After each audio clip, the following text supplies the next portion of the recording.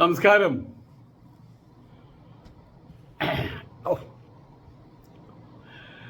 ഈ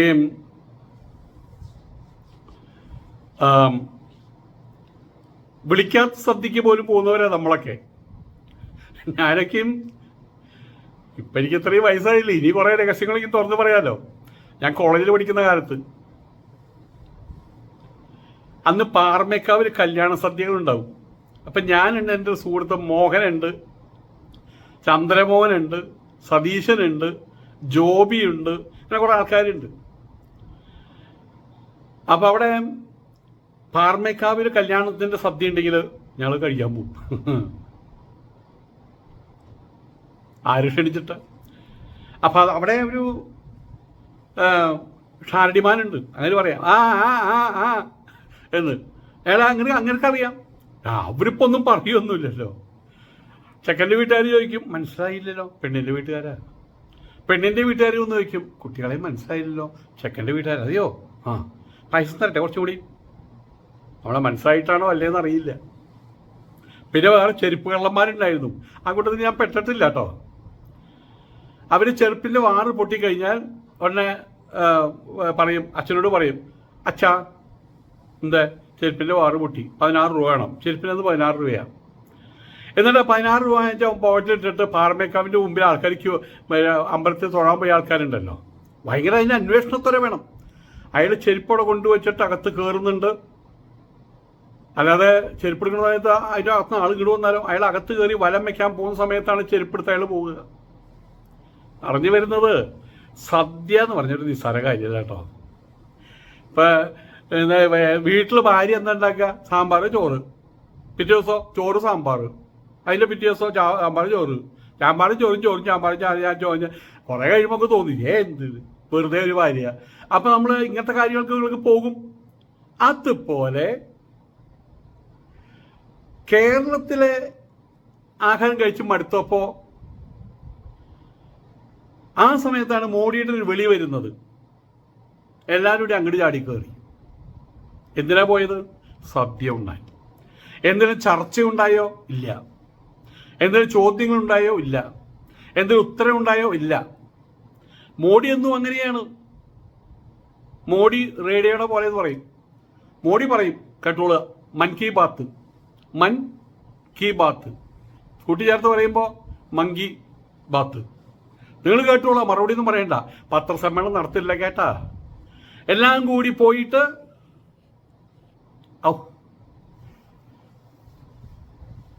ആരുടെ ശാപമാണെന്ന് അറിയില്ല. തോളിങ്ങനെ കൈ ഉയർത്താൻ പറ്റില്ല, അതിവിടെ വരെ ഉയർത്താൻ പറ്റുള്ളൂ. അതിന് പിന്നെ ഉയർത്തണമെങ്കിൽ എവിടെയെങ്കിലും തട്ടി വിടണം. കാലം കഴിഞ്ഞുകൊണ്ട് ഈ തട്ടി വിടുന്ന സമയത്ത്, ഇങ്ങനെ തട്ടി വിടുന്ന സമയത്ത് ഇവിടെ നിന്നൊരു ശബ്ദം കേൾക്കാൻ. വിയാവരി ഉണ്ടല്ലോ, ഇവിടുത്തെ വിയാവരി വർക്ക് ചെയ്യണ്ടായി. രാത്രിക്കാണ് ഏറ്റവും വലിയ പ്രശ്നം. ശാപമായിരിക്കട്ടെ, ശാപം. ആരെങ്കിലും ശാപമുണ്ട്. ഈശ്വരോ രക്ഷത. അപ്പം ഏതായാലും അച്ഛന്മാര് സദ്യ ഉണ്ണാൻ പോയി.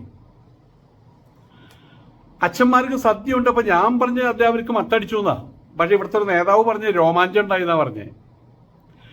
രോമാഞ്ചോ അല്ലെങ്കിൽ രോമത്തിൻ്റെ അഞ്ചോ അല്ലെങ്കിൽ മത്തടിക്കലോ എന്തോ ഉണ്ടാകട്ടെ. അവിടെ പോയിട്ട് മോദി എന്നൊരു ആളുണ്ടത്രേ, കാണാൻ കഴിഞ്ഞെങ്കിൽ എന്തു ഭാഗ്യം. പണ്ട് കമ്മ്യൂണിസ്റ്റുകാർ പറഞ്ഞ പോലെ സോവിയറ്റ് എന്നൊരു നാടുണ്ടത്രേ, കാണാൻ കഴിഞ്ഞെങ്കിൽ എന്ത് ഭാഗ്യം. ഒരു കമ്മ്യൂണിസ്റ്റുകാരൻ കുടയും പിടിച്ചു പോവുക. എന്തോ ഈ രാത്രി കുട പിടിച്ചു പോണേ? അല്ല, റഷ്യയിൽ മഴ പെയ്യേണ്ടത്. അപ്പം അങ്ങനെ ആരോട്ടുണ്ടായിരുന്നു. റഷ്യയിൽ മഴ പെയ്യുമ്പോൾ കുട പിടിക്കും രാത്രിയാണെങ്കിലും. അതുപോലെ മോഡിയെ കണ്ടോടുകൂടി കവാത്ത് മറന്നു. തിരിച്ചു വന്ന എല്ലാ അച്ഛന്മാരോടും പറഞ്ഞു, മോഡി എന്നൊരു ആളുണ്ടത്രേ, കാണാൻ കഴിഞ്ഞെങ്കിൽ എന്തു ഭാഗ്യം. സദ്യക്കും തരൂ കേട്ടോ. ഏതായാലും ആൾക്കാർ പിന്നെ ക്യൂവിൽ നിൽക്കാൻ തുടങ്ങി. ആ കൂട്ടത്തിലാണ് ഫാദർ ഷൈജു അച്ഛൻ. അങ്ങനെ ഒരു പടി മുന്നോട്ട് കടന്ന് ചാടി വീണ ഹനുമാൻ, രാവണന്റെ കോട്ടയിൽ പറഞ്ഞ പോലെ ചാടി വീണ ഫാദർ ഷൈജു BJP-യിൽ, ഒറ്റടിക്ക് BJP-യിലേക്ക്. ഷൈജു കുര്യൻ. അയാളുടെ പേര് ഷൈജു കുര്യൻ എന്നാണ്. അങ്ങനെ എടുത്ത് ചാടി. അപ്പം എന്തായി? ഇപ്പുറത്ത് അച്ഛനായിട്ട് നിൽക്കുന്നു, അപ്പുറത്ത് RSSകാരനായിട്ട് നിൽക്കുന്നു. അപ്പം അത് വലിയൊരു അഭ്യാസമല്ലേ? പെട്ടെന്ന് പോപ്പുലർ ആകും. നമ്മുടെ അച്ഛൻ എന്ന് RSകാർ പറയും. RSന്റെ പരിപാടിക്ക് തുരുതുരുന്നനെ കാലത്തൊരു പരിപാടി, ഉച്ചയ്ക്കൊരു പരിപാടി, വൈകുന്നേരം പരിപാടി, അതിനിപ്പം സദ്യ, ഇതിൻ്റെ ഇടയിൽ മോടി വിളിക്കും. ഇങ്ങനൊരു അച്ഛനുണ്ടെങ്കിൽ കാണണല്ലോ എന്നും പറഞ്ഞു. പക്ഷെ എന്തുണ്ടായി? അയാളെ പിടിച്ച് പുറത്താക്കി, പള്ളിയിൽ നിന്ന് പിടിച്ച് പുറത്താക്കി, ചുമതലയിൽ നിന്ന് പുറത്താക്കി. ഈ ലോഹയിട്ട് എവിടെയെങ്കിലും ഇരിക്കുക, അത്രയേ ഉള്ളൂ. ഈ ലോഹ ഇടുന്നത് പള്ളിയിലെ പരിപാടികൾക്ക് വേണ്ടിയിട്ടാണല്ലോ. ചുമതലകളൊക്കെ ഉള്ളപ്പോഴല്ലേ ലോഹ ഇടുക. അതേ ബർമുടയാണ്. അപ്പം ഈ ലോഹ വേണ്ട, ബർമുട ഇട്ട് അവിടെ ഇരുന്ന് TV കണ്ട് BJPയിൽ ചേർന്ന് ആസനം സെക്രട്ടറി, ആസൻ എന്തായാലും മുമ്പൊരു വാക്കുണ്ടല്ലോ, എന്തറിയില്ല, ആസന സെക്രട്ടറി, ഒരു നിമിഷം, അപ്പുറത്ത് പോയിരിക്കുകയാണ്, ഭദ്രാസനം, ആസന സെക്രട്ടറി ചെയ്താലും കുഴപ്പമൊന്നുമില്ല. അങ്ങനെ BJPയിൽ ചേർന്ന ആസന സെക്രട്ടറി ഫാദർ ഷൈജു കുര്യനെതിരെ നടയടി. നിലവിലുള്ള എല്ലാ ചുമതലകളിൽ നിന്നും ഫാദർ വടക്കരെ ടിഷും എടുക്കുന്നു. ഫാദർ പറമ്പ് ഔട്ട്, ഫാർ ഔട്ട്, വലിച്ചു പുറത്തേക്ക് ഇട്ടു. 2 കല്ലിൽ കഞ്ച് പഞ്ചിലും കാര്യമുണ്ട്. അതിനിപ്പോഴത്തെ സ്ഥിതി എന്താ?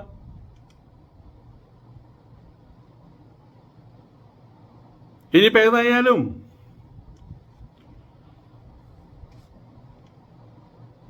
ഇങ്ങനൊരു കാര്യത്തിന് ഈ പച്ചനവിടെ പോയിട്ട് എന്തായാലും പറയുക, നമ്മളുടെ കുർബാന നടത്താം. ഇവിടെ BJP ഓഫീസിലൊരു കുർബാന നടത്താം, ചാണക കുർബാന. പോലി പോകാറെന്താ ചെയ്യാൻ പറ്റുക? ചാണകം കൊണ്ട് കുർബാന. ഈ ഷൈജു കുര്യൻ BJPയിൽ ചേർന്നതിൻ്റെ പേരിലാണ് പിടിച്ച് പുറത്താക്കിയിട്ടുള്ളത്. അത് ചെയ്ത് തെറ്റായി എന്ന് പറയാൻ BJPക്ക് പറ്റൂ. അതാണ് ഏറ്റവും വലിയ കഷ്ടം. ഇനി BJPക്കാരോട് പറയും, അച്ഛന്മാർ പറയും, KCBC അന്ന് അതിൽ ആൾക്കാർ കൂടിയിട്ട് പറയും പിടിച്ച് പുറത്താക്കണമെന്ന് പറയും. ഉടനെ തന്നെ RSകാർ പറയും, അയ്യോ പിടിച്ച് പുറത്താക്കിക്കൊള്ളാമേ. അപ്പം എന്തായി? വടിയാവും അവസാനം. അയാൾക്ക് ഇനി ഒന്നുമല്ല, അയാൾ അച്ഛനും അല്ല, മുതുമുത്തച്ഛനും അല്ല, മകനും അല്ലാതെ ഒന്നും അല്ലാണ്ടായി മാറും. ലോഹോരി വാങ്ങിക്കും അവരുടെ സ്വഭാവം അതാണ്. ലോഹോരി വാങ്ങിക്കും.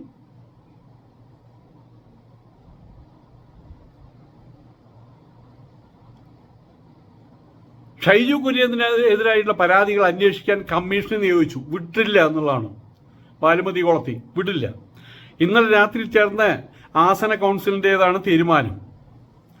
ഭദ്രാസന ഓർത്തഡോക്സ് സഭ അധ്യക്ഷൻ നിയോഗിക്കുന്ന കമ്മീഷൻ പരാതികൾ അന്വേഷിക്കും. 2 മാസത്തിനുള്ളിൽ കമ്മീഷൻ അന്വേഷണം പൂർത്തീകരിച്ച് റിപ്പോർട്ട് നൽകാനും തീരുമാനമായി. അത് അവരുടെ കോടതി.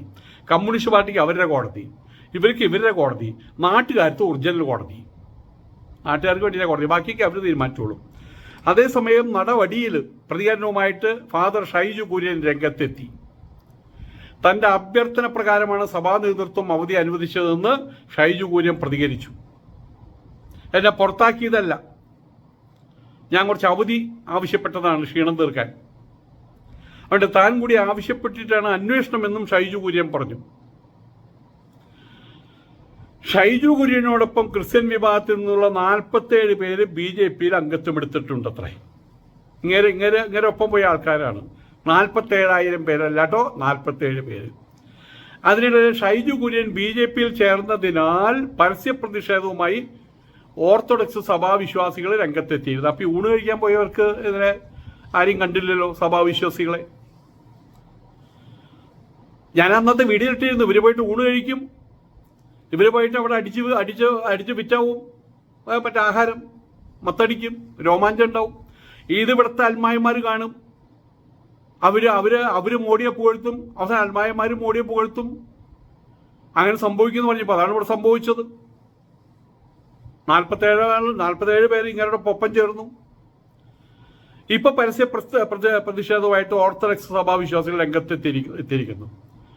അച്ഛന്മാരും മുഴുവൻ പോയി പോലും അത് പറയാൻ ധൈര്യം ഉണ്ടായില്ല. റാന്നിയിൽ അരമനയ്ക്ക് മുന്നിലെ പ്രതിഷേധവുമായിട്ട് വൈദികൾ ഉൾപ്പെടെ എത്തിയതോടെ ആസന കൗൺസിൽ യോഗം മാറ്റിയിരുന്നു. റാന്നി ഇട്ടിയപ്പാറയിലെ ഓർത്തഡോക്സ് നിലയ്ക്കൽ ആസനത്തിന് മുന്നിലാണ് വിശ്വാസികൾ പ്രതിഷേധിച്ചത്.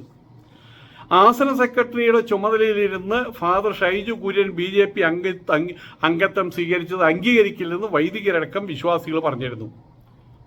അങ്ങനെ ഷൈജു കുര്യൻ്റെ ആഗ്രഹം ഉണ്ടെങ്കിൽ മോദിയുടെ അടുത്ത് പോയിട്ട് മാമുണ്ണായിരുന്നില്ല, അവർക്ക് കുഴപ്പമില്ല കേട്ടോ. ചെരുപ്പ് നക്കലാണ്, മാമുണ്ണലൊന്നല്ല, ചെരുപ്പ് നക്കൽ. BJPയിൽ ചേർന്ന് ആസന secretary father Shaiju Kurian criminal കേസുകളടക്കം ഒട്ടനെ പ്രതിയാകും. അതിപ്പോൾ അവിടെയുള്ള രണ്ടുപേരെ വിളിച്ചാൽ മതിയല്ലോ, ബ്രോയിലർ അമ്മമാരെ വിളിച്ചാൽ മതിയല്ലോ. എന്നെ കയറി പിടിച്ചു, കാര്യം കഴിഞ്ഞു, പണിക്കുറ്റം തീർന്നു കിട്ടും. അതിനിപ്പോൾ തയ്യാറാണല്ലോ, എന്നെ കയറി പിടിച്ചു. അങ്ങനെ ഒരാളിപ്പോൾ ഫ്രാങ്കോ, അയാളുടെ പരിപാടി മുഴുവൻ തീർന്നു കിടക്കുകയാണ്.